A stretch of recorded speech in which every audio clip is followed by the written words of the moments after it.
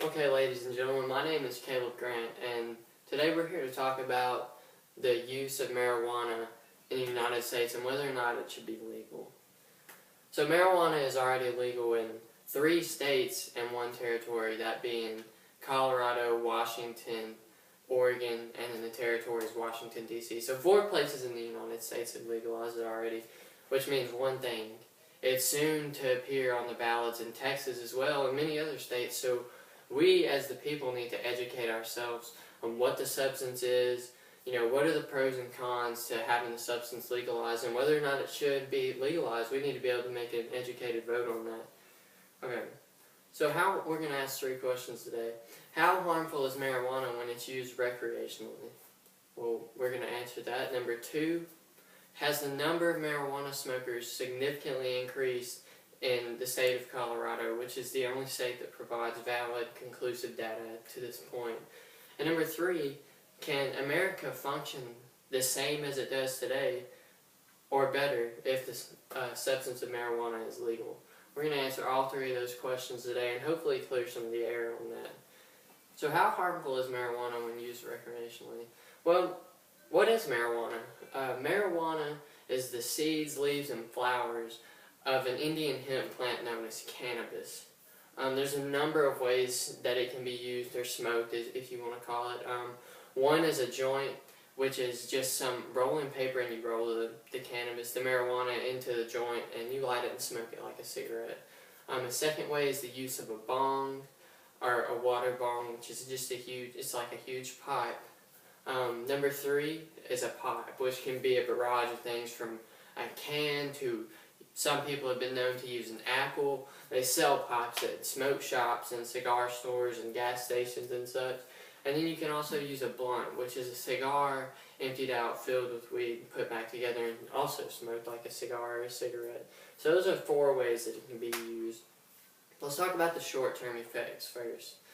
The short-term effects occur during what's called the high, which is known as like the mental shift in your brain, and it lasts 2 to 3 hours depending on how large the hit, how much the smoke intake. Some short-term effects: disorientation, lack of coordination. Sometimes on the way down from the high, there's depression and thoughts of self-doubt. But it's really hard. It's kind of like alcohol in the aspect that you can't drive while you're doing it. You shouldn't drive while you're doing it because it's an impairing substance.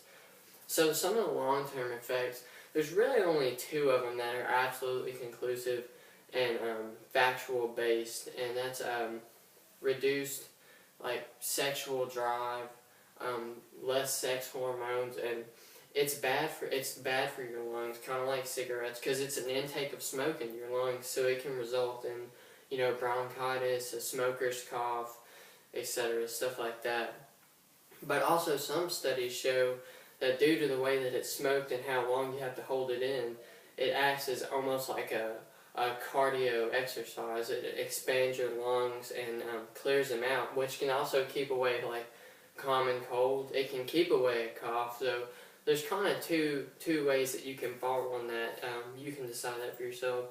Let's compare it to currently legal substances already. Let's start with cigarettes. They're essentially the same in the way that you intake the smoke and you release the smoke and it relieves stress and all that. The only difference is the long-term effects on your health.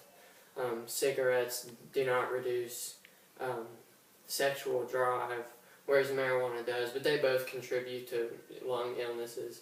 So alcohol, let's talk about alcohol, because alcohol is a currently legal substance that's known to cause some controversy when brought up against marijuana. So here's some interesting facts. The CDC estimates that 37,000 people die annually from alcohol substance abuse, just alcohol related, not like alcohol being involved in the situation. The CDC doesn't even have a category for marijuana related deaths, if that's any indication of how severe the substance actually is. Alcohol is also, you can overdose on it. It's potentially lethal if drank in excess, and it can't metabolize quick enough. whereas it's impossible to overdose on marijuana, including to a staggering amount of sources. So, I mean, you can't overdose on weed. You can have too much alcohol and potentially kill yourself. There's not really one way where one is more addictive, alcohol or marijuana. That can't really be decided. However, the withdrawals of alcohol can be much more fatal and severe than those of marijuana. There's not been a recorded death of a marijuana withdrawal. There's countless number of deaths related to alcohol abuse withdrawal. So that's another thing. And people under the influence of marijuana are known to be just calm. It's a stress reliever. A lot of times they just like to sit around, don't do much. Oftentimes they fall asleep. So it's a pretty mellow thing, relaxing thing, whereas alcohol, that behavior can be unpredictable. It's known in domestic violence, violent crimes, violent behavior, just a number of things. Sexual assault, sexual harassment. It's a really unpredictable thing when someone is under the influence of alcohol. So that's kind of some comparison to, the currently legal substances. Should alcohol be illegal if marijuana is illegal, or vice versa? So the next thing we'll talk about is, will the number of marijuana smokers increase dramatically if the substance is legalized? Well, according to a study conducted in Colorado, 10% of the population of Colorado used marijuana on a recreational basis before legalization. After legalization, the same survey was taken, and the number is still at 10%. So there's really not been an increase, period, at all in the number of smokers since legalization. So the country hasn't turned, the state hasn't turned into potheads, if that makes any sense, just because it's legal.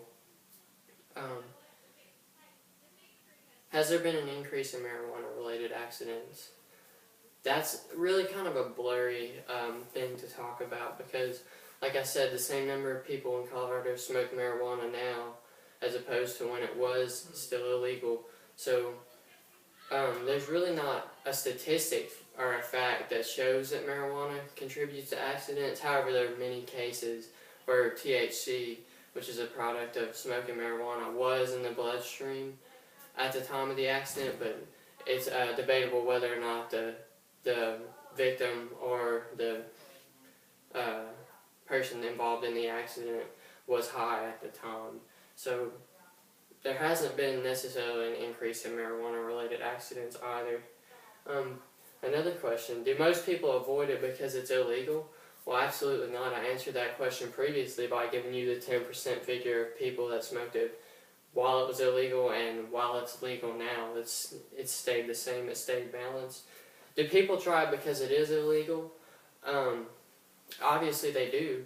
Nobody new has started smoking since legalization, whereas opposed to when it was illegal, they did try it. Now, whether or not that's solely because it was illegal and they wanted to rebel, that can be debatable, but keeping it illegal is not really decreasing the number of smokers, to say. Will they still smoke it if it is illegal? Absolutely. We see that with the 10% figure.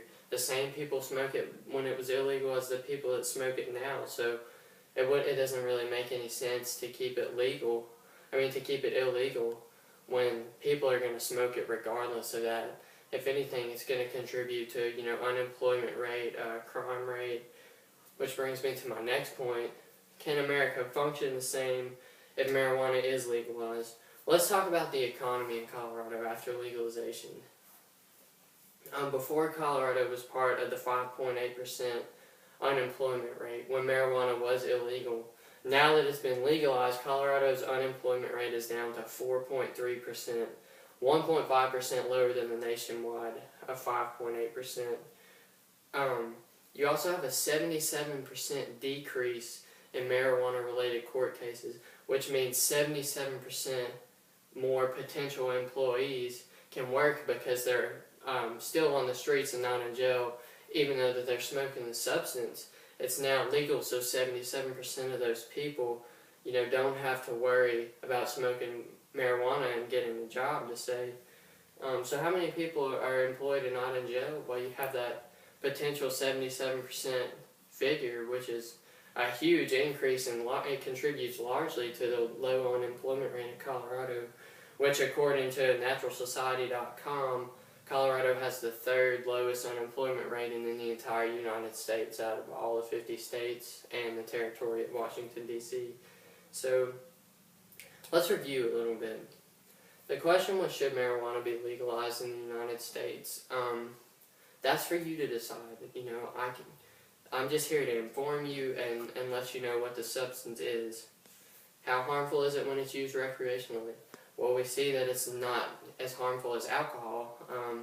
It's potentially the same as cigarettes. So it's really not that harmful when it's used recreationally, as long as you handle it with care and use it in moderation. Will the number of marijuana smokers increase if it's legalized? Absolutely not. We saw that in the 10% figure. Once again, nobody, and if it is, it's a very, very tiny, decimal percentile, have started smoking after it's been legalized. So absolutely not. The number of smokers won't increase, because that seems to not be why people try marijuana in the first place. Can America function the same if marijuana is legalized? Well, obviously it can function the same. If anything, it can function better. Because one statistic I failed to point out earlier is Colorado has made $137 million in tax revenue just from marijuana sales alone by itself. So if anything, it's contributed to their economy significantly for that state. So yeah, America can function the same. If anything, it can function better. We see the unemployment rate go down, the employment rate go up, marijuana-related arrests go down. More people on the streets means more people that can potentially get jobs and contribute to the economy of the United States of America.